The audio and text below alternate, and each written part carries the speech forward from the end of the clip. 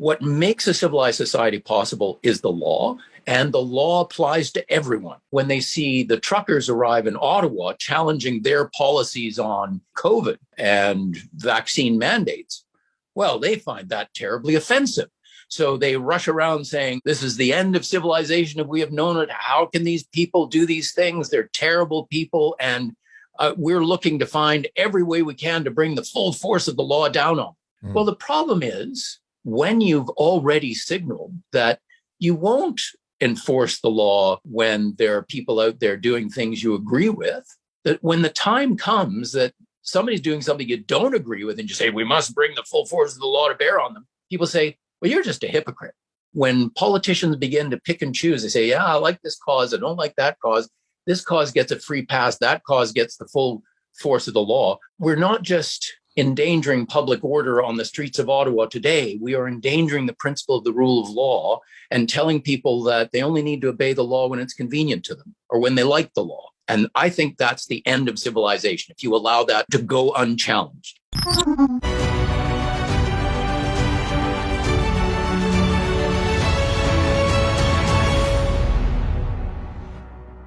Hello, everyone, and welcome to Freedom Feature. I'm Barry Bussey.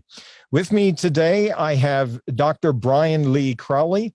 Dr. Crowley is the managing director of the Macdonald-Laurier Institute. And yesterday, I read an amazing op-ed that he wrote, which I think is very important for Canadians at this particular time in our history and the current crisis that's going on in Ottawa and around the country with the truckers. A piece he wrote entitled, "We Undermine the Neutrality of the Law at Our Peril." And Dr. Crowley, it's a pleasure to have you with us today. And it's great to be here, Barry. I just want to highlight a couple of things that just really, in my mind, you hit the ball out of the park with respect to the current situation we have. And it's not just simply this situation. It is what's happening with protests across the last several years, really, where politicians are favoring one protest group against another. And when they agree with the protests, why then, as you point out, they don't enforce the law. When they disagree, then they enforce the law. You said the rule of law is supreme for a good reason. Its supremacy flows from its neutrality. The essence of the rule of law is the state doesn't take sides when enforcing the law is concerned. It shouldn't have discretion over whether one kind of law breaking is tolerated, whereas another is to be crushed. The law is the law, and the law must treat citizens alike and lawbreakers alike. Can you just explain to our viewers what you had in mind as you were writing this and what you see as the concern right now here in Canada? Barry, this question goes right back to the question of why do we obey the law at all?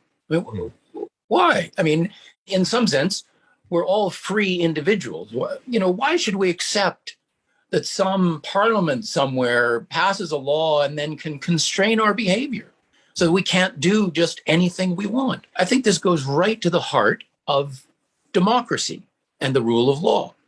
We accept constraints on our freedom. I accept that I must live under the laws passed by Parliament because I know that every other person suffers under the same constraint. And I know that any one of us that breaks the law will be punished according to the law. And that means that I can say, well, okay, it's true. I can't do some things I would like, but nobody can do the things that are forbidden for me because they endanger social order. We can't kill each other because then we wouldn't have a functioning society. We can steal from each other on down the line. The justification of the law is that this is what makes a civilized society possible. And what makes it compatible with freedom is that everybody labors under the same constraints, and we have consented to the system by which those constraints are created. It seems to me that's the essence of the rule of law and why we accept the law. If that's the case, that what makes a civilized society possible is the law, and the law is acceptable in a democratic society because we participated by voting in the choosing of the people who make the law, and the law applies to everyone. No one's playing favorites here. Some people don't get away with things while other people get punished for the same thing. That's why I think this is a foundational issue for Canada. So let's put what I've just said in the context of the Freedom Convoy in Ottawa. What my article said was, let's not think about the Freedom Convoy in isolation. Right. Because Lord knows there have been many demonstrations over the past few years. I think about, Fairy Creek in British Columbia. I think about the demonstrations against the construction of pipelines. I think about Black Lives Matter. I think about the burning of churches on reserves, Caledonia, where people were, prevented from getting access to their homes that they'd bought and that were their property. And you have the truckers in Ottawa. What I was pointing out in the article is that sometimes the politicians said, we rather like what these demonstrators are demonstrating for, or we have sympathy for their cause. And, for example, I saw a ton of politicians when churches were being burnt down on reserves, being interviewed in the media, whatever, and they would say, well, of course, it's unacceptable to burn down churches, but it's understandable, wink, wink, nudge, nudge. They're communicating very clearly that there are some things that break the law that, well, we have sympathy for that. And it's not to be condemned in the way that other forms of law breaking are to be condemned. On the other hand, when they see the truckers arrive in Ottawa challenging their policies on, let's say, COVID and vaccine mandates, well, they find that terribly offensive. So they rush around saying, this is the end of civilization if we have known it. How can these people do these things? They're terrible people. And we're looking to find every way we can to bring the full force of the law down on them. Well, the problem is, as I tried to say in that op-ed, the problem is that when you've already signaled that you won't enforce the law when there are people out there doing things you agree with, that when the time comes that somebody's doing something you don't agree with and you say, we must bring the full force of the law to bear on them, people say, well, you're just a hypocrite. You're not enforcing the law as I described it when I talked about this foundational principle of the rule of law, that the law applies to everybody without fear or favor. When politicians begin to pick and choose, they say, yeah, I like this cause, I don't like that cause. This cause gets a free pass, that cause gets the full force of the law. We're not just endangering public order on the streets of Ottawa today. We are endangering the principle of the rule of law and telling people that they only need to obey the law when it's convenient to them or when they like the law. And I think that's the end of civilization, if you allow that to go unchallenged. It seems to me that the underlying philosophy that is bringing us to this situation is the idea of power politics. In other words, I'm in power, therefore everyone I like, I'm going to benefit. And we see that with this whole, identity politics and all the rest that we see coming out. And that is a taking away of our understanding of how we can live with each other on the same piece of real estate, as it were. We're just simply now just going to be a bully to anybody who we disagree with. Yeah, I can't tell you how much I agree with that, Barry. One of the things that concerns me terribly about the direction that our politics is taking is that everybody seems to be of the view that politics is a winner-take-all game. If you win, you get to do whatever you want. And if you lose, you're powerless. And you should just take whatever the winners want to dish out. That's, again, back to the basic bargain that underpins our society. That cannot possibly be the way it works.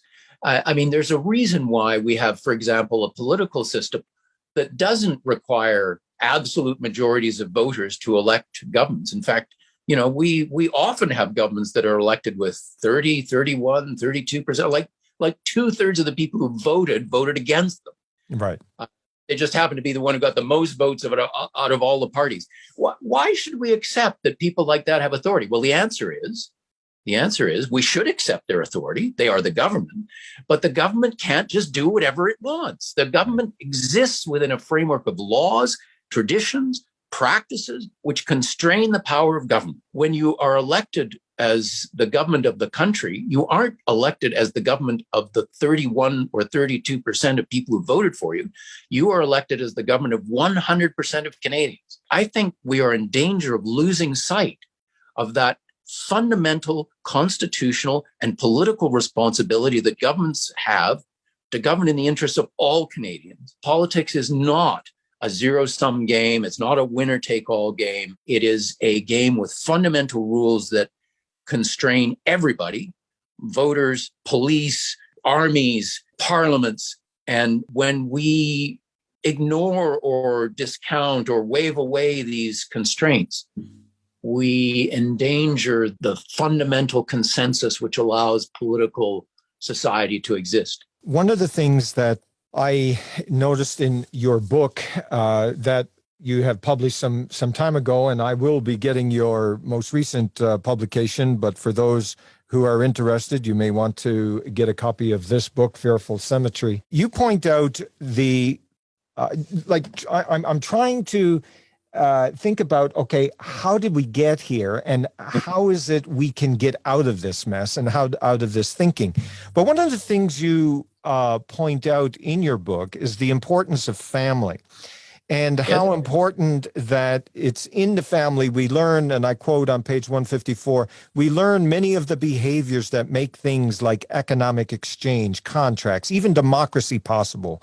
When family becomes a matter of central public importance, promise keeping, taking account of, and even caring about the interests of others, respect for what belongs to others, trustworthiness, and self-control are just some of these behaviors. And then you go on and say that self-government in a political sense and self-responsibility in an economic sense take for granted a world composed of chiefly of self-governing, self-responsible individuals.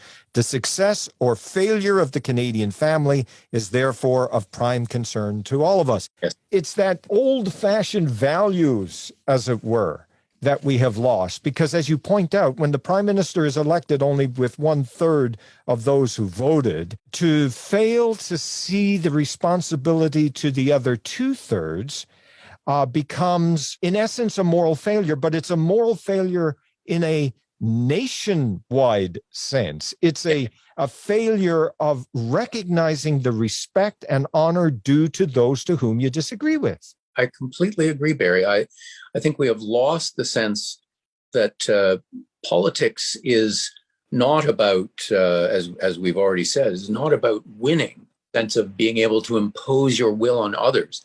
Politics is about conciliation. Politics is about the fact that people hold significantly different opinions about many, many aspects of life, how to live their lives. And the role of government is not to pick winners from amongst those different opinions and impose those views on everybody else. The role of government is to find a way to allow people of such diverse views to coexist peacefully within a single political society. Right. This is a completely different job. You noticed yesterday the op-ed I did about the rule of law, and I'm glad you saw it. You may not have seen, for example, the other op-ed that I did, which also happened to appear yesterday in the National Post, about the failure of the Conservative Party to fulfill its constitutional and political duty, which is to offer to Canadians a reasoned alternative government that they can feel some confidence in, so that the government in office can be held responsible and accountable. And I think as long as the Conservatives fail to offer Canadians an alternative that enough Canadians can embrace, the government of the day can act with impunity. Back to this idea that politics is about conciliation of sincerely held, fundamentally different views about life and what matters. The only way that can be carried on successfully, in a world in which there are elections and winners and losers and so on, is if the people who win power have a genuine sense that unless they exercise it responsibly in a way that the country as a whole can accept, they don't have to be enthusiastic about it. Right. They have, but it must be done in a way that is respectful of everyone's feelings and values. If they don't do that, there is waiting in the wings an alternative government that Canadians can feel sufficiently confident in that they can vote the buggers out. Right. And as long as we don't have that, as long as the Tories are failing to live up to that constitutional and political responsibility, I'm afraid that we will have governments elected with minorities of the population running roughshod over the feelings and principles and priorities of probably a majority of the population. Yeah. One of the things that I'm picking up as a result of the current crisis we're in is that I've been hearing some politicians talk about, okay, the time is going to change. Like the winds of political change will happen, which always does throughout history.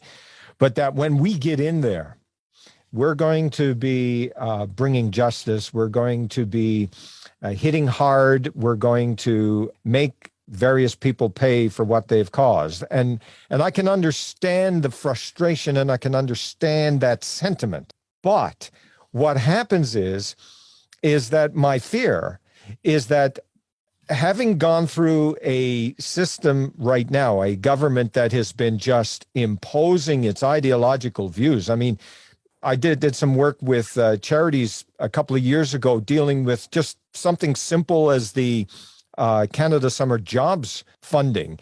And the charities had to agree to the ideological position of the government in order to get the money.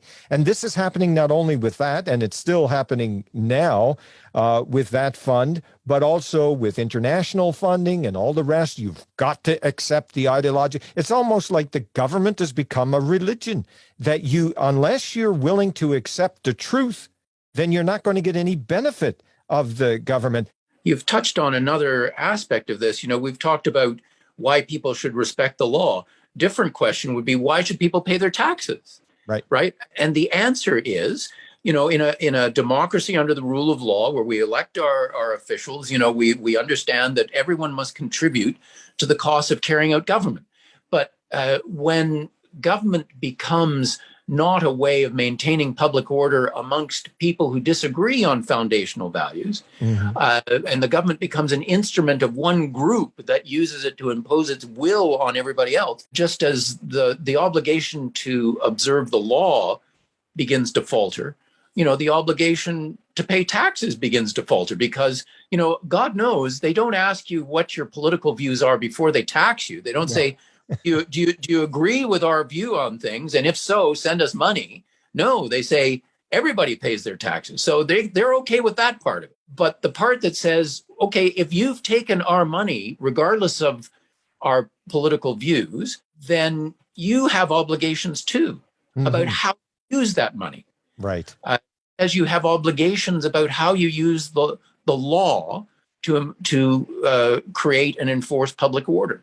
You don't get to pick and choose in the way that governments in the last few years have been trying to do. And I worry every day for the future of my country because we are forgetting what politics is for. Okay, so there's the element of trying to develop within citizens a sense of civic responsibility, social responsibility, respect for one another, which you have highlighted in your Fairfield Cemetery book. And that is an ongoing discussion that we have failed to generate within the succeeding generations with the sense of independence, the sense of ability to earn your own way, instead of relying on government.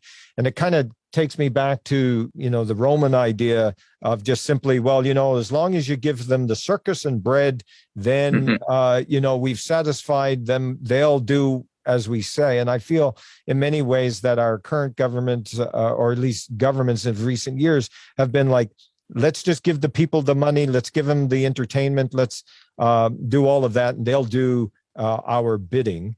And then when a group disagrees with them, as we see with the truckers, then they're like, okay, these people are ungrateful. I look at the discussions that go on sometimes around basic annual income, like we should tax everybody in order to confer on people an income without there being any obligation to work.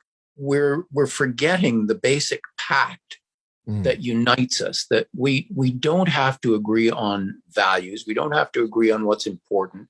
We have to agree that we need a government and we need the rule of law and we need public services and so on. We need to be able to provide for people who can't provide for themselves. All of that, I think, goes without saying. When people want to use government to tax people who work, in order to pay people who don't work, who are capable of working, nothing to do with people who have physical or other disabilities, who are not able to work. Essentially, what government is asking is for us to, for everybody who works, to subsidize the way of life of the people who don't want to work. I think one of the foundational deals here is everybody's choices, the way they want to live, is their business, is not the government.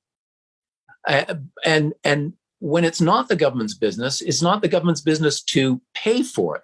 It's not the government's business to take money from people who believe that they should work and give it to people who believe they shouldn't have to work.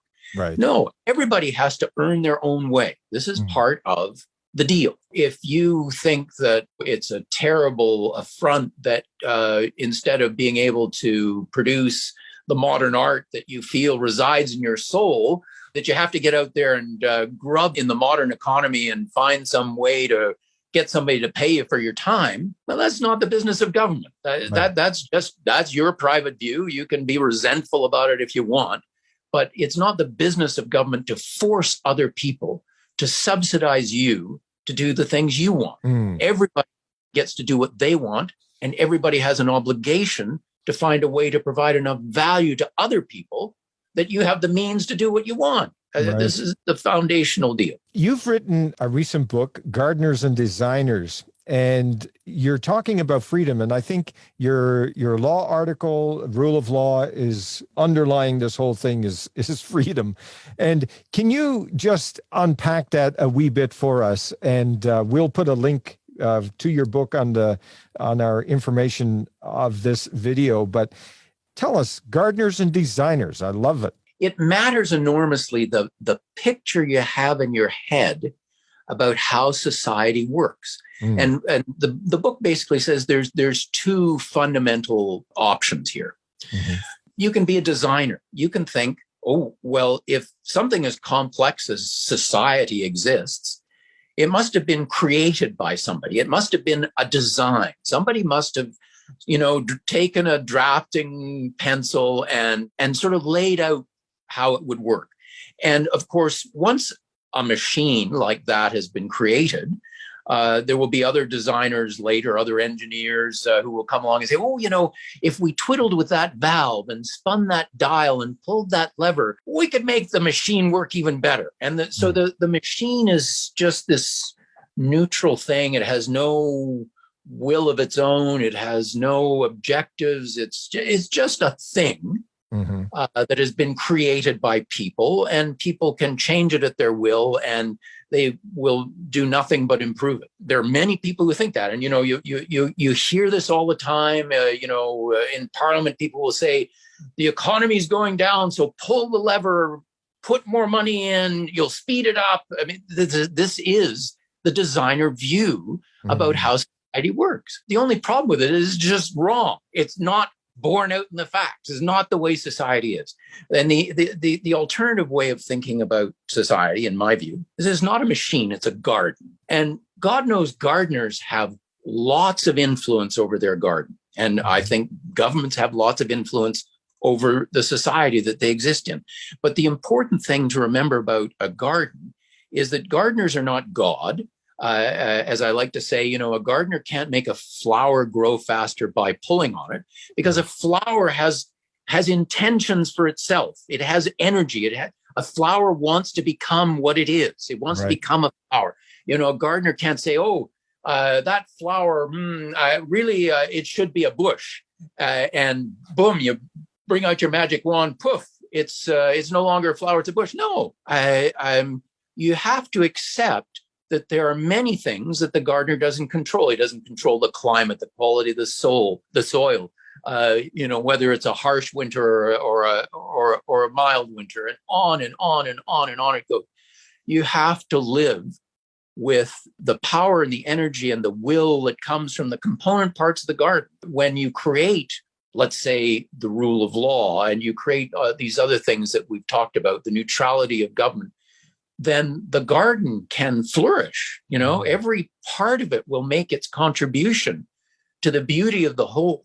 But you can't simply wave a magic wand and tell every part of it to do whatever you want. It doesn't work that way. I think that is the correct way to think about how society works. And you have to respect what each of us is, what each of us wants to do, the energy that we bring to our lives.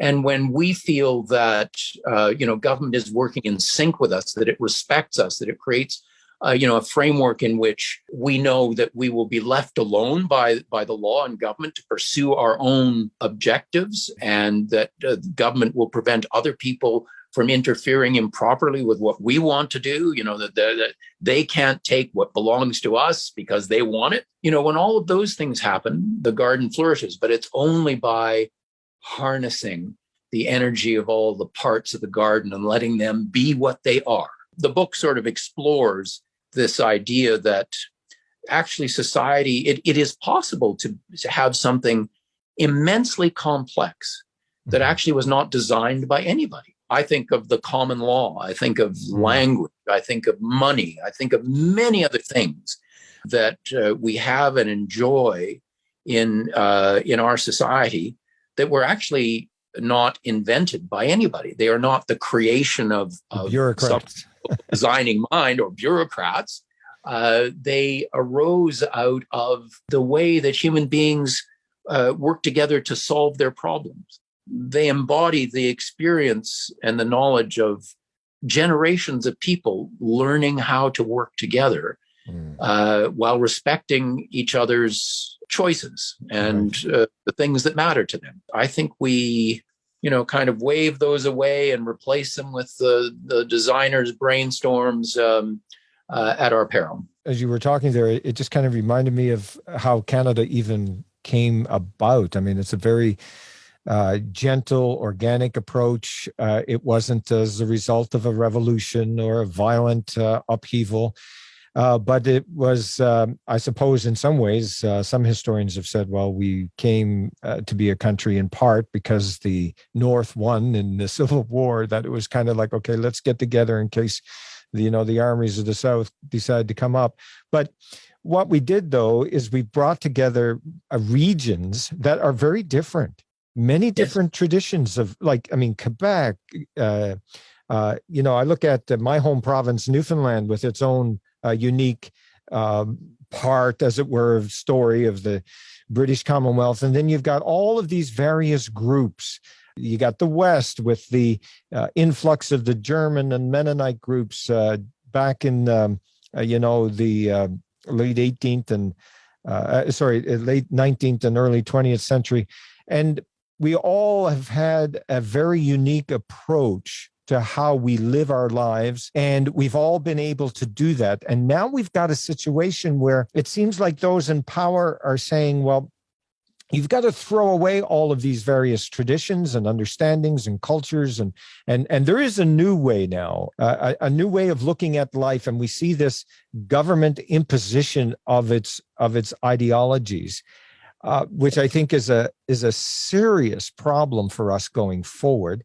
Yes, well, I think Canada is a remarkable creation. You mentioned one of the factors that led to the creation of Canada, the victory of the North in the Civil War. They had the largest standing army in the world. It was right on the border of British North America.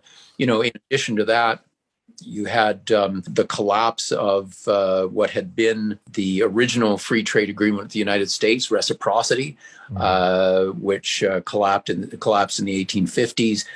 You had, Britain's movement away from free trade towards more protectionist policies. So, you had poor little British North America threatened from the South without access to the Southern market, losing access to the, the metropolitan imperial market. We didn't know how to succeed in such a hostile world. And part of the answer was, well, let's at least remove the barriers between the various colonies. Let's pull together into a single unit under a federal system. And of course, the great genius of federalism is it allows you to create a single national economy while respecting local conditions and character and culture. So we created Canada. And as Conrad Black says, we are now the longest surviving transcontinental, multicultural, bilingual confederation in the world. Created something remarkable. And it pains me every day when I see governments in particular in response to, I think, pretty small but very vocal minorities continually denigrating what Canadians have created out of an evolutionary process, as you rightly said, Bear. I feel very strongly that Canada was not designed by anybody. People somehow think that 1867, the British North America Act, we designed Canada. All that did was take the existing the common law, the traditions of politics, the inherited traditions of freedom that go all the way back to Magna Carta and beyond, and gave them a new political framework. It didn't create anything new except a new parliament in Ottawa. Everything already existed. Canada didn't create Nova Scotia or indeed, Newfoundland. As you know, it went on to have its separate existence until 1949 when it joined and continues to have its separate existence also within Confederation. The great Newfoundland song is "Stay Away, Canadian Wolf." Yeah. We are the result of a long, painful evolution of values and understandings about how people come to work together, even in the face of fundamental differences of values. And to toss that away and say, oh, well, we're ashamed of our past. There were bad things that happened, but you won't get me to disagree that there were bad. Absolutely. But we are a society that I think continually has said, okay, if you can identify a serious problem that we haven't resolved in the past and explain how it's consistent with our values to fix it, we'll fix it. For example, Canadians today understand that the way that Indigenous people in Canada has been treated historically is completely unacceptable. And we have to fix it. And I think if you ask the average Canadian, they'll say, yep, that cannot continue. Absolutely. And there's tremendous goodwill there to say, okay, so we agree. There's a problem. We agree it was ignored by previous generations. We agree that we as a society contributed to this problem, so we have an obligation to fix it. All of those things, I think, completely uncontroversial. But, they have to then take that and say, well, the fact that it's been allowed to happen is an indictment of Canada and Canadians in the past, and we must be ashamed of our history. Rubbish. Absolute rubbish.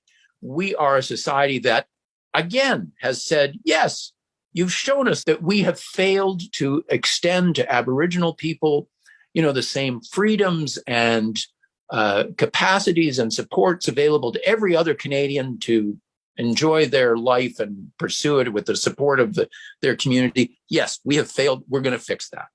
That doesn't mean that because we didn't realize that 100 years ago, that somehow we should be ashamed of what we were.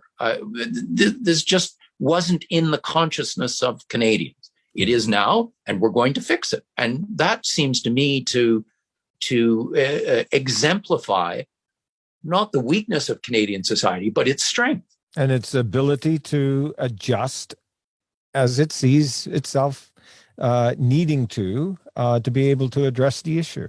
Yeah, and that even goes further to just our own family backgrounds and the mistakes that perhaps our forefathers made. My family came from Ireland in the 1820s. They escaped a place where they could never hope to own a piece of land. They would always have been tenant farmers working on the estate of some absentee landlord. They came to Canada. They had nothing. They had nothing. They didn't come to exploit indigenous people, whatever, they came to a land they were told was empty. They cleared, the forest in a place outside what's now Stratford, Ontario.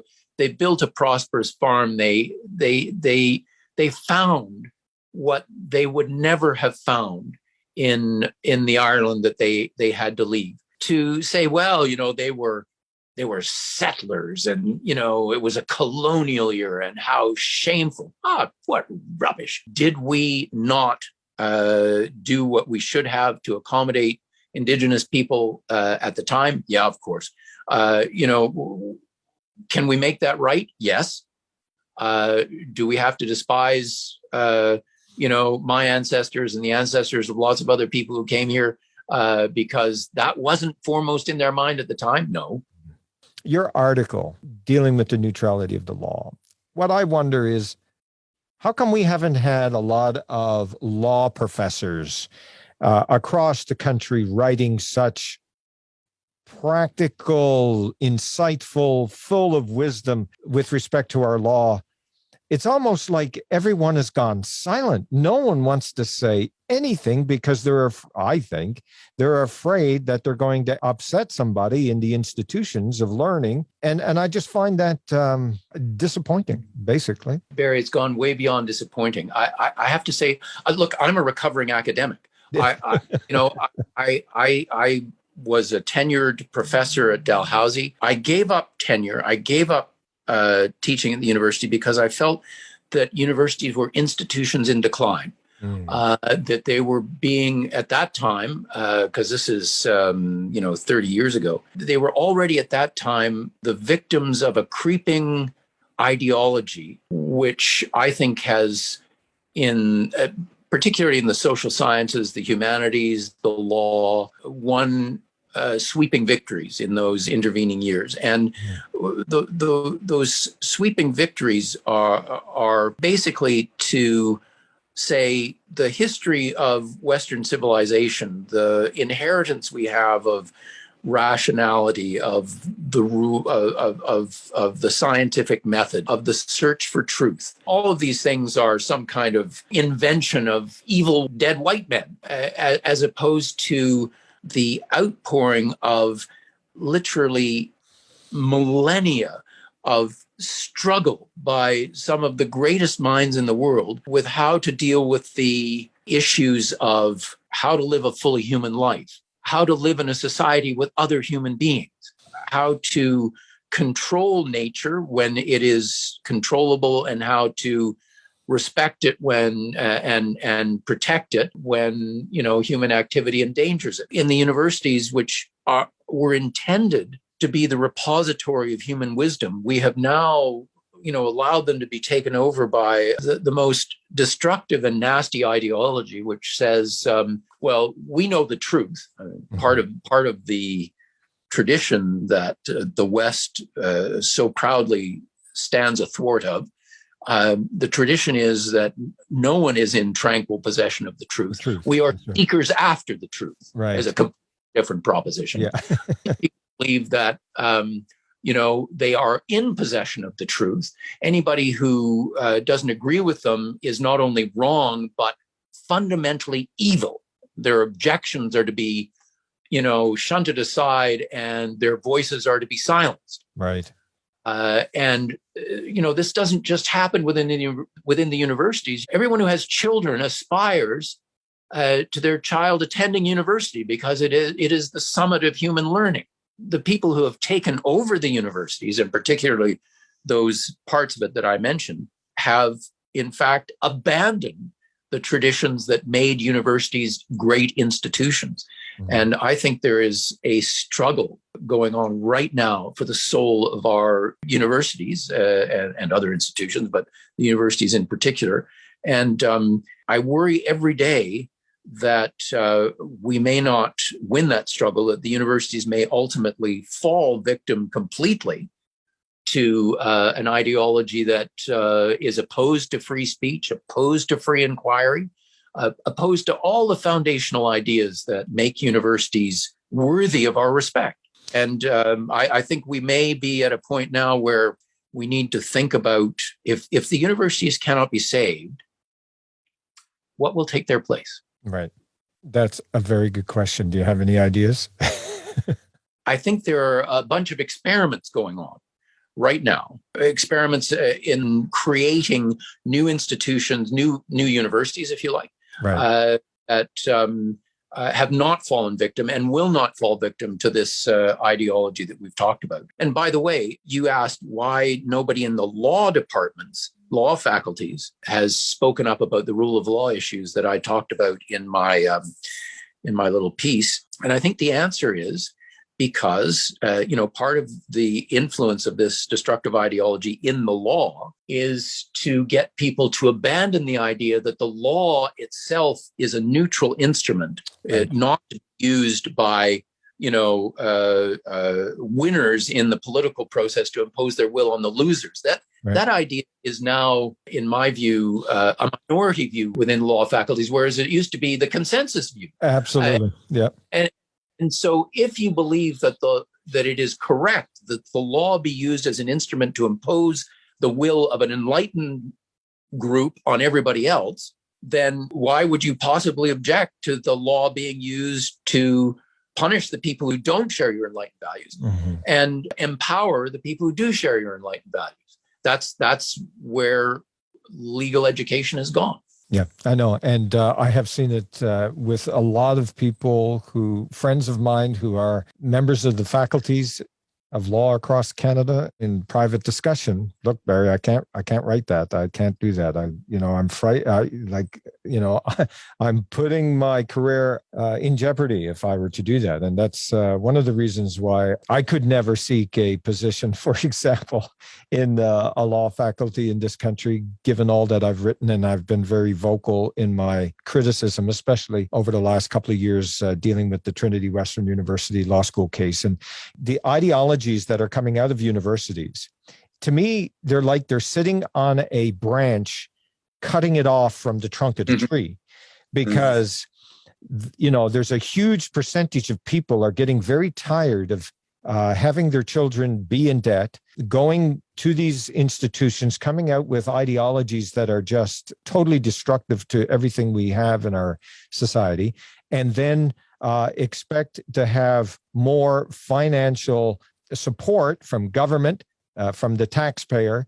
And I think it's soon going to, as they say, the chicken may soon come to roost with respect to what they have sown. That brings me now to our final point that I want to talk about, and that is the political institution in and of itself that's going to be dealing with the law. I remember years ago when Jean Chrétien was the prime minister, and Jeffrey Simpson wrote a book that was very somewhat critical, but also a bit of tongue-in-cheek. And he had a picture on the front cover of Chrétien dressed up as a dictator. And I think I'm not sure if it was called The Elected Dictator. I forget the title, but it had to do with being a dictator. And in our country, we have, not because the Constitution says it, because the Constitution says absolutely nothing about the office of prime minister, but through the evolution of our political tradition, the office of prime minister has become, as it were, an elected dictator. He appoints all the Superior Court judges across the country.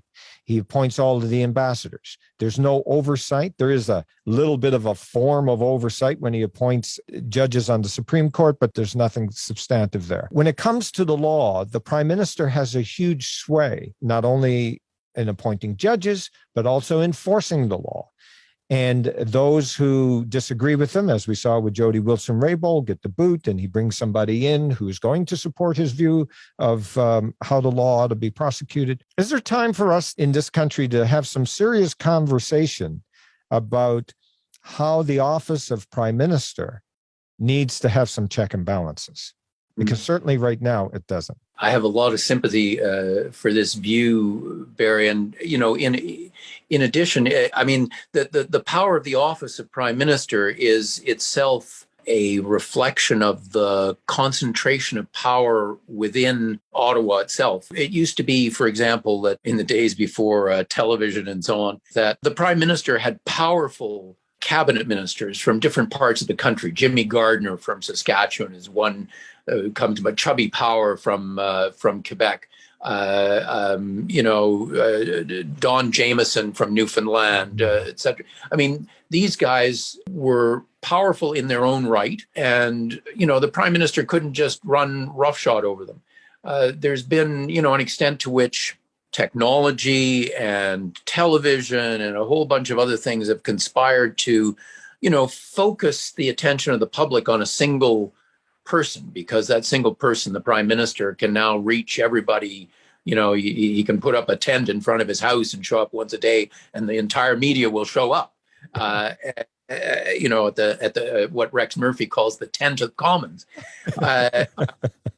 I have to say, I think this reflects in some measure a fear on the part of the people who run government in Ottawa, a fear that if the regional differences and so on that exist within the country were to be laid bare, that somehow the country wouldn't survive. I think that's rubbish. I have a lot more confidence in Canadians than that. I think one of the reasons that Parliament can be treated with such disdain as it is now by the current Prime Minister. He does things every day, like walking out of the House of Commons as he did the other day in the middle of a question being posed to him.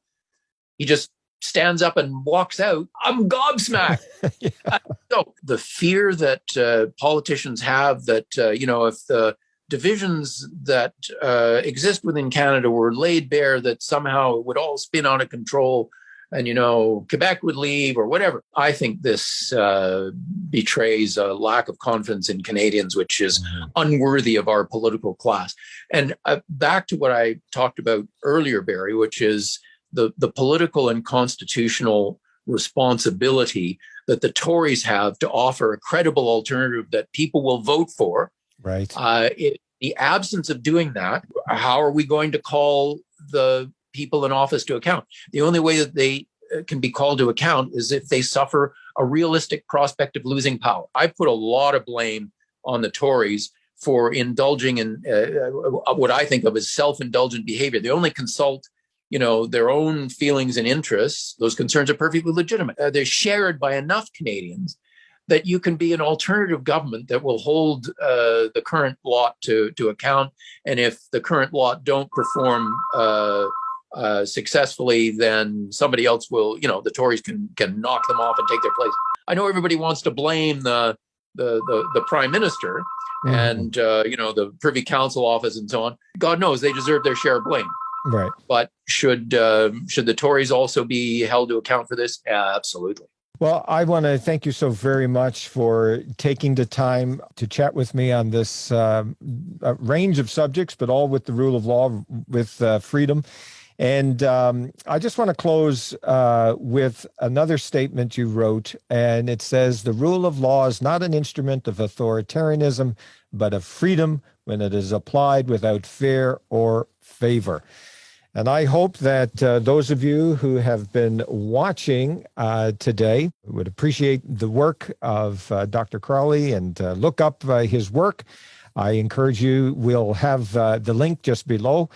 And thank you so much for your time. And thank you, Brian, for being with us. I very much appreciate you taking the time to be with us today. It's been a pleasure. I've enjoyed every part of the conversation, Barry. So thank you so much for watching to Freedom Feature. And until next time, I'm Barry Bussey. The fight for freedom consists not only in the legal battles in court, but also in the battle of ideas at the universities and in the media. It takes time, effort, and money to keep on top of the debates for freedom. Your donation allows us to keep fighting for all Canadians. Firstfreedoms.ca